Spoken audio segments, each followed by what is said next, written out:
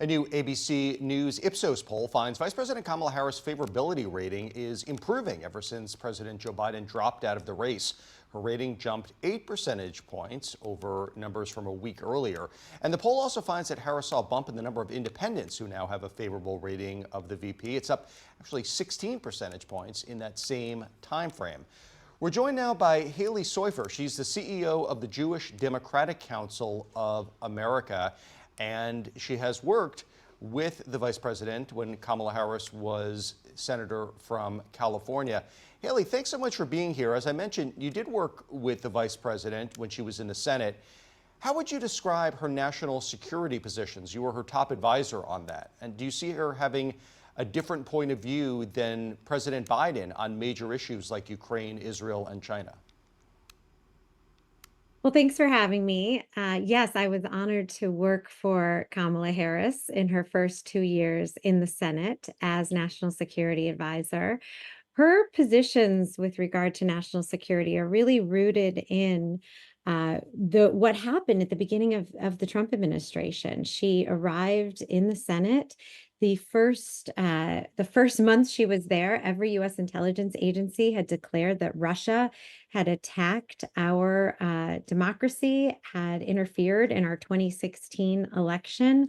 And she got to work as a member of the Senate Intelligence Committee. She undertook a 3-year investigation to look at Russia's role attacking our democracy. And that really gave her a very strong foundation for the work that she would go on to do as vice president, serving as a leader for this White House on the world stage, defending democracy, whether it be at home or abroad, from the adversary that we face, including Russia. And we've now, of course, seen Russia attack our ally, Ukraine, for the past 2.5 years. So fundamental to her worldview is the importance of defending our democracy, defending international rule of law and norms, and standing with our allies. And this view stands in stark contrast to the isolationist worldview of Donald Trump. And he has Let's said he a dictator on day one. So, of course, that stands in contrast with someone who defends our democracy.